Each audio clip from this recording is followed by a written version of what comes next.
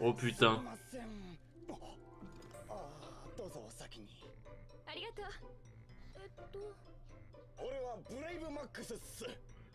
Tacle-le, tacle-le.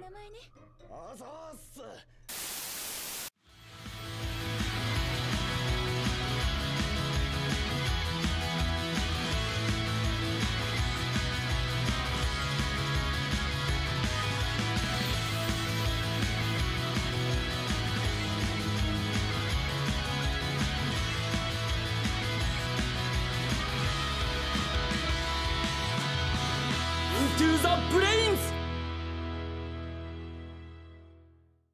Et yo les gens, c'est Jean, on se retrouve pour la review de l'épisode 47 de Vrain cette semaine. J'espère que vous avez aimé l'espèce de petite intro. Je vous spoil par avance, il y a quelques autres petits passages de ma live reaction dans cette review. J'espère que ça vous plaira en tout cas. On va essayer un petit nouveau format comme ça et tout. On verra si ça tient, si ça vous plaît et tout. Je pense que ça peut rendre la chose un peu plus sympathique, peut-être plus drôle, je ne sais pas. Mais du coup, on va aller dans le vif du sujet directement parce que j'ai beaucoup de choses à dire sur cet épisode qui, ma foi, était très complet, très intéressant et très très cool, je dois bien l'avouer, qui m'a vraiment... Je sais plus si j'avais laissé ce passage-là dans ma live reaction, mais je crois que oui, j'avais dit que l'épisode, j'en avais... Enfin, c'est un épisode comme ça, que j'avais besoin d'un truc bien complet, qui met bien des hypes, qui met les bonnes bases et tout, et c'était très très bien, c'était un très bon épisode. Donc on va y aller directement. Donc déjà on commence par le monde cyber, ce qui est détruit. Ça c'est quand même assez étonnant. Parce que ça c'est le début de l'épisode, c'est même avant même l'opening. C'est assez surprenant parce que déjà je m'attendais pas à avoir un plan du monde cyber aussi tôt, je dois bien vous avouer. Et enfin surtout tu vois en opener de l'épisode quoi. Et surtout encore moins qu'il se détruit. Parce que du coup ça rend la chose vraiment intrigante, vraiment intéressante. Et moi je m'attendais vraiment à Ignis qui va, enfin à I plutôt, qui va rentrer chez lui, qui va revoir ses camarades et tout. Et peut-être pas forcément le Hilton que je prévoyais, tu vois, mais une réunion, quelque chose et tout, tu vois, etc. Et en fait, bah non. Il y a juste le monde est détruit. Il n'y a plus personne, il n'y a plus rien, littéralement. Donc c'est assez intriguant. Et mais bon, à mon avis, on connaît les responsables de ça justement. Plus tard dans l'épisode, il y a des trucs qui commencent à teaser un petit peu la chose, ce qui risque d'être assez sympa. Et donc bon, j'y reviendrai de toute façon tout à l'heure. Sinon, on sait que entre du coup le dernier épisode et celui-ci, il y a une ellipse de 3 mois. Apparemment, dans laquelle du coup Link Vrains a beaucoup évolué. Maintenant il y a des magasins, il y a des chasseurs de primes, il y a des events, il y a des magasins un peu pour tout, oui, c'est devenu vraiment un... Comment dire, avant tu vois Link Vrains, tu savais que c'était un réseau, mais c'était quasiment que pour faire des duels, tu vois. Alors que là vraiment c'est une ville. Vraiment en fait, c'est-à-dire tu fais des duels, tu peux juste rester là à gagner des points, à acheter des trucs, comme un jeu en fait, littéralement comme un jeu. Et du coup voilà, donc ce que je trouve personnellement très cool. Après, je dois bien vous avouer que j'ai peur du fait que ce soit juste précisé là et qu'ensuite on ne le revoit pas plus tard en fait. C'est-à-dire que j'aimerais bien qu'il garde cet aspect de vraiment Link Vrains a évolué, c'est devenu désormais une vraie ville avec vraiment du contenu, à savoir des magasins, des trucs et tout. Les chasseurs de primes, on sait que ça va revenir, mais les événements, les magasins et tout, j'aimerais vraiment que ça revienne, quitte à ce que ce soit des épisodes filler, mais pour garder cet aspect-là de Vrains un peu, pas juste là pour faire des duels, tu vois, vraiment. Et je sais pas si ça va, comment dire, je sais pas si les scénaristes vont garder cet aspect-là. Je ne pense pas malheureusement. Mais on verra bien, c'est un peu tôt pour le dire, mais voilà. J'aimerais beaucoup qu'ils gardent cet aspect-là, et bah voilà, ça me ferait plaisir.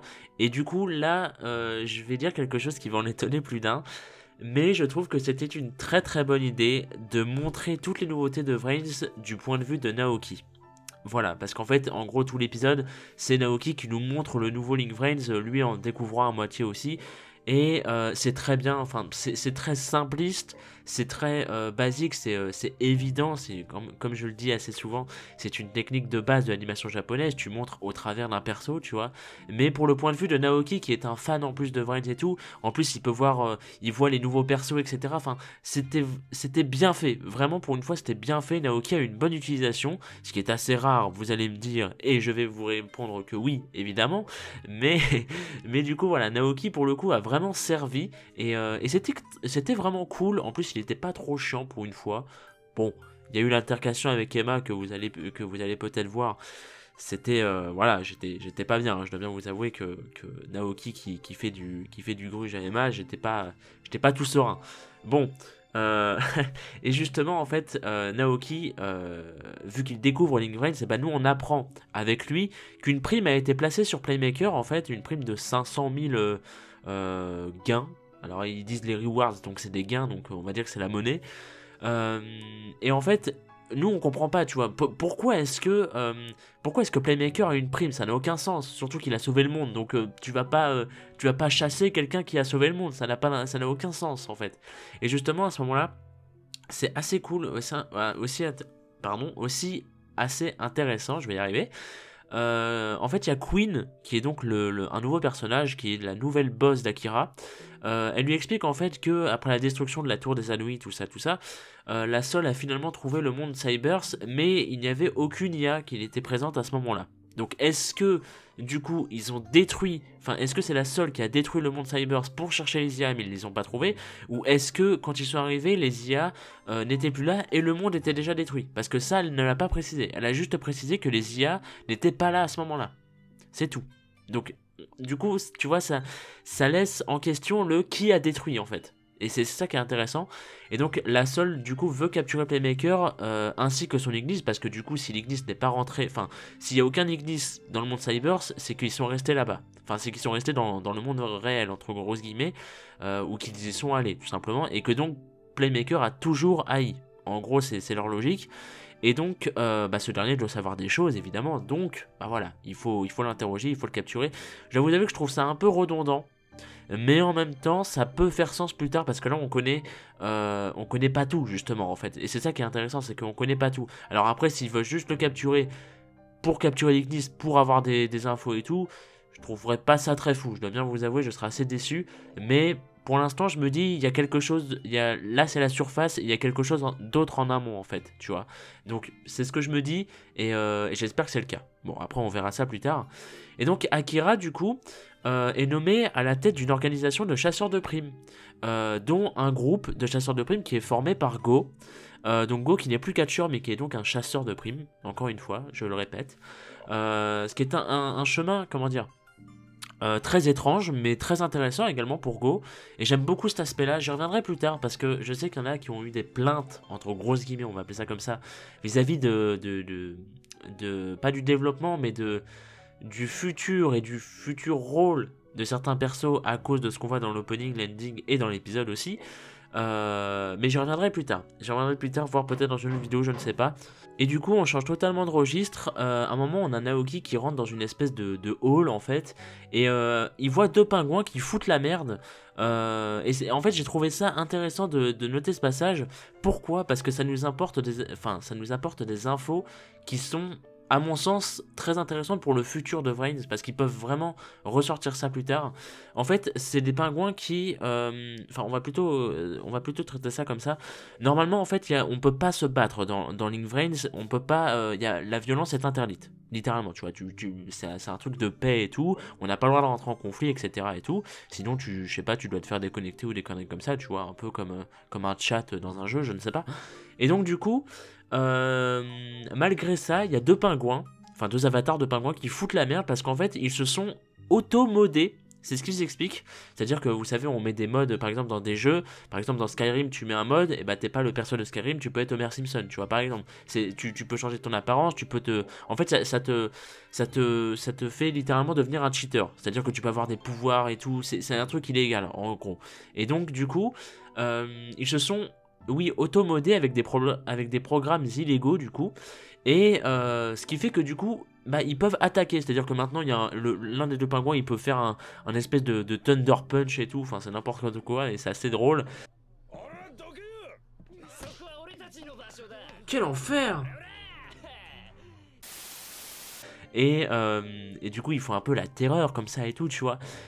Mais, en fait, l'un des deux, Pingouin, se fait littéralement tuer par Shepard, qui est donc un chasseur de primes sans pitié, c'est comme ça qu'ils le décrivent, et qui sera sûrement le futur partenaire de Go, parce qu'en fait, Go, quand il va voir Akira, Akira lui explique qu'il manque quelqu'un dans son groupe, et que du coup, c'est un chasseur de primes qui est sans pitié et tout, et bon... Voilà, faut pas trop réfléchir. Il est possible que ce soit autre chose que... Enfin, quelqu'un d'autre que Shepard, mais tout porte à croire que c'est lui, donc voilà. Et Shepard qui est assez badass, mais j'ai peur qu'il soit juste badass en fait. C'est-à-dire que le perso soit badass juste pour être badass et rien d'autre, tu vois. Le perso sera inutile à côté. Bon, on verra bien, encore une fois, on est qu'au début, donc voilà. Et ce qui est intéressant, c'est que c'est également un rival d'Emma. Dans le sens où en fait, Emma est un peu une chasseuse de primes aussi, tu vois. Enfin, c'est pas nouveau, tu me diras. Sauf que le problème étant que elle travaille seule en fait. Elle travaille pour son propre chef, elle travaille pas pour quelqu'un. Là où lui, justement, il travaille pour quelqu'un pour avoir de l'argent. Et du coup, voilà, ça fait une espèce de rivalité entre les deux qui peut être assez sympa. J'espère que ça peut mener à un duel plutôt cool. Parce qu'Emma dans l'épisode on la voit pas mal de fois, pour mon plus grand plaisir évidemment, on la voit pas mal de fois de façon très gentille en fait, et là contre Shepard elle est beaucoup plus sérieuse tu vois, et j'aime bien cet aspect là tu vois, j'aime bien cet aspect un petit peu travaillé comme ça, et donc voilà, je tenais tout simplement à le dire.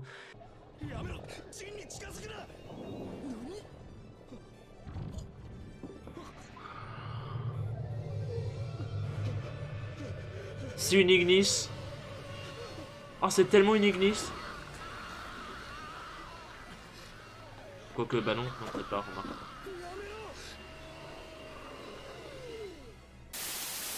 remarque. Sinon, autre passage, ah oui, la forme qui a attaqué Jin. Alors ça, c'est intéressant et un peu bullshit. Parce qu'en fait, ce qui se passe, c'est que Kusanagi va enfin, après 2 ans, enfin presque 2 ans que Vrains, non ça fait, non je suis con, ça fait juste 1 an, même pas, après 1 an d'animation japonaise, Kusanagi se décide enfin à aller voir son frère qui est traumatisé. Il était un peu temps quand même, faut pas déconner. Et en fait, il va le voir et tout, et on lui dit oui, il se porte de mieux en mieux, etc. et tout, il devrait sortir un peu plus souvent, ça l'aiderait, etc. et tout. Et donc, du coup, Kusanagi lui demande oui, est-ce que tu veux venir à la caravane et tout, tu seras un peu mieux et tout, avec Yusaku, tout ça. Et en fait, pendant qu'il parle, il y a une espèce de forme bizarre qui sort d'une télé et qui attaque Jin. En fait, elle lui aspire à moitié sa conscience, c'est n'importe quoi. Et du coup, voilà, du coup, ce qui fait que Kusanagi va appeler Yusaku pour qu'il le règle en tant que playmaker et tout dans Vrains. Enfin, voilà. J'ai pas trop compris en fait, et je dois bien vous avouer, ça m'énerve un peu parce que j'ai peur que Jin ne serve qu'à ça dans l'arc, et je trouverais ça juste horrible, parce que le perso serait totalement nul à chier, ça serait incroyable, parce que Jin, on te le remet sur le devant de la scène, t'es là en mode ouais c'est cool et tout, tu vois, et le problème c'est que là, si on te le remet en devant de la scène et qu'il perd déjà son âme, et que parce qu'on sait pas en fait, parce que ça se trouve Playmaker, quand il battra le mec, peut-être qu'il va retrouver sa conscience et tout, c'est même sûr, mais on sait jamais. Et bien du coup, voilà, ce qui fait que Jin aura eu un moment inutile et tout, et j'ai peur qu'après il soit pas plus développé que ça. Donc voilà, j'ai un peu peur de ce qu'ils vont faire avec Jin, vu ce que là ils ont fait, tu vois. Là il y avait un truc vraiment intéressant avec Jin, et ils l'ont vraiment vite rushé, et c'est fait exprès, hein, mais ça m'a un peu déplu quand même. Surtout que c'était un peu bullshit, la forme et tout, qui sort de la télé et tout, que Kusanagi ne peut pas prendre et tout. T'es là en mode, oui, tu es au courant qu'on est dans le monde réel, on n'est pas dans Vrains, hein. Bon, c'est un peu bizarre. Mais bon, c'est peut-être des hackers. Je vais en reparler. Et donc une fois arrivé dans Vrains, ça c'était un détail que j'ai trouvé très très cool, c'est que tout le monde en fait reçoit une notification donc indiquant que Playmaker est rendu dans Vrains en fait, vu qu'il y a une prime sur lui, tu vois. Et j'ai bien aimé ce petit détail. Et donc Shepard, lui, le chasseur de primes sans pitié, incroyable, se lance directement à ses trousses. Mais en fait à ce moment-là il y a Ai qui revient d'entre les morts dans le disque de duel de Playmaker, ce qui n'a aucun sens aussi. Enfin ça crée une situation assez marrante quand même. Et en fait il nous apprend comme ça, paf, je maîtrise les datastorms en 3 mois. Et donc du coup Ai peut maintenant faire apparaître les datastorms quand il veut. Et donc en fait il en fait apparaître une juste à côté de Shepard, ce qui le déco automatiquement en fait, parce que ça représente un danger pour lui, et donc son disque de duel le déconnecte automatiquement, ce qui est assez cool en fait. C'est une belle stratégie, donc du coup voilà. Et donc un duel se fait entre la forme jaune étrange et tout, et Playmaker bien évidemment. Et donc l'ennemi est sûrement Bowman, parce que déjà Haru le surveille, et parce que c'est sûrement l'antagoniste de l'arc, donc ce sera un bon plan de le mettre en avant. Par contre on comprend pas trop pourquoi il est pas brumé, mais il est caché. C'est juste pour comment dire, c'est juste pour enfin, on sait que c'est lui en fait, tout le monde sait que c'est lui, mais c'est juste pour les persos, pour ne pas qu'ils le savent d'avance que voilà, c'est lui le méchant et tout, que je sais pas, enfin c'est typique quoi, y a même pas d'explication à donner, c'est comme ça et puis c'est tout. Et donc du coup voilà, et donc c'est pour ça que je dis peut-être que Bowman et Haru sont des hackers, parce que déjà c'est sûrement les méchants. Je pense qu'ils bossent pour la Sol, moi je pense.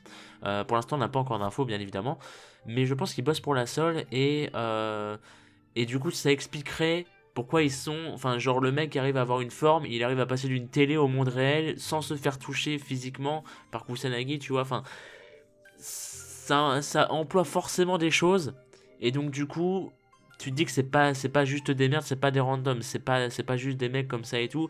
Donc ils doivent avoir un gros statut, et à mon avis bah ils sont reliés à la Sol, parce que logique, tu vois. Donc voilà. Et donc à la fin de l'épisode, il s'apprête à battre Playmaker en utilisant lui aussi des Cybers. Alors est-ce que c'est un deck d'emprunt? Ça m'étonnerait. Est-ce que du coup Bowman est un vrai mec avec les Cybers? Du coup s'il utilise les Cybers, ça veut peut-être dire que c'est un des 6 enfants. Je ne pense pas, ceci dit. D'ailleurs, on se rappelle de Spectre qui n'utilise pas de Cybers, donc quand même. Donc voilà. Bien évidemment, toutes ces réponses seront apportées peut-être la semaine prochaine, parce que du coup Playmaker va le battre et tout, tout ça et tout. D'ailleurs justement, on va parler de la preview. Du coup le duel va continuer, tout ça va sûrement même se finir, je pense. Et en fait Playmaker compte capturer son ennemi, enfin son adversaire plutôt, pardon, afin de lui soutirer des infos, tout simplement. Donc c'est pour ça que je dis ça peut être intéressant de voir du coup, même si à mon avis, on va pas se mentir, il va pas le capturer, il va juste le battre et paf, il y aura une déconnexion, ou Haru va intervenir et enfin voilà, il y aura forcément un truc. Et de plus, on voit dans la preview que Storm Access sera présente, donc on voit vraiment Yusaku qui fait sa Storm Access, ce qui signifie du coup sûrement l'apparition du dernier Code Talker qui apparaît dans l'opening, le fameux bleu là avec la flèche, surtout que ça correspond avec le titre de l'épisode. Donc voilà. Donc, qu'est-ce que je peux rajouter d'autre? Ah oui, le fameux point que je voulais aborder, à savoir que j'ai vu pas mal de gens se plaindre vis-à-vis du fait que Go et Aoi, qui étaient de base des persos main, enfin des persos principaux, voilà, je cherchais le terme français, là étaient relayés au rang de persos vraiment secondaires entre grosses guillemets, en tout cas dans la mise en scène. Et ça je suis pas d'accord, enfin si, comment dire, faut avouer que c'est le cas, mais c'est pas gênant. Et pourquoi? Tout simplement parce que vous avez vu ce qu'ils ont fait de Go en 50 épisodes, vous avez vu ce qu'ils ont fait d'Aoi en 50 épisodes. Aoi a encore du développement à avoir, et elle en aura, parce qu'elle sera en team avec Emma. Et Emma, justement, va appuyer le développement d'Aoi comme on l'a déjà vu auparavant. Donc c'est ça qui est très bien. Aoi, c'est mieux qu'elle soit avec Emma qui va réussir à la développer, plutôt qu'elle soit en solo à ne rien foutre et à juste vouloir le cul de Playmaker. Je suis désolé, mais c'est littéralement ça pour Blue Angel. Donc voilà.